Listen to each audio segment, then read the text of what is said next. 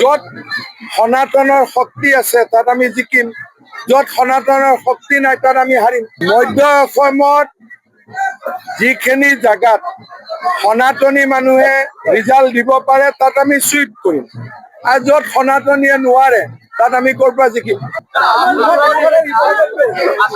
এইবাৰ মই কোনো চিটৰ নাম কোৱাটো বেয়া কথা, আমি ৯০টাৰ ওপৰত চিট পাই চৰকাৰ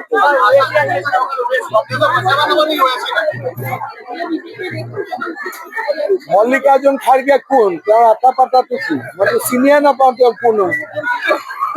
তেওঁৰ ওপৰত মই কি উত্তৰ দিম, তেওঁৰ বিষয়ে নাজানো।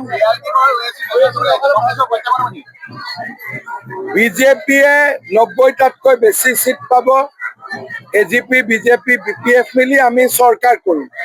বাকী ৩৬টা বা ২৫টা চিটত কি হৈ আছে তাৰ খবৰ মই ৰখা নাই।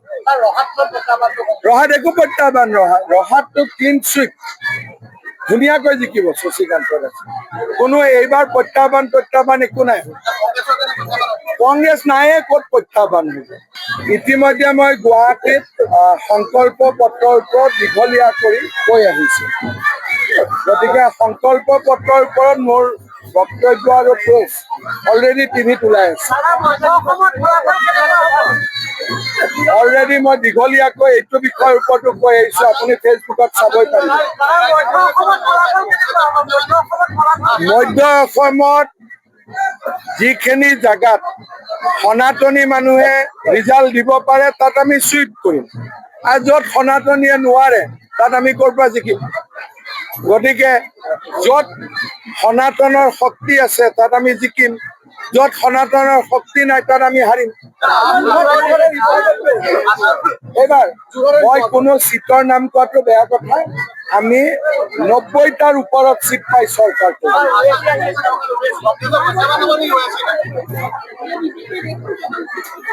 মল্লিকাৰ্জুন খাৰ্গে কোন, তেওঁৰ আটা পাতাটো কি, মইতো চিনিয়ে নাপাওঁ তেওঁ কোন।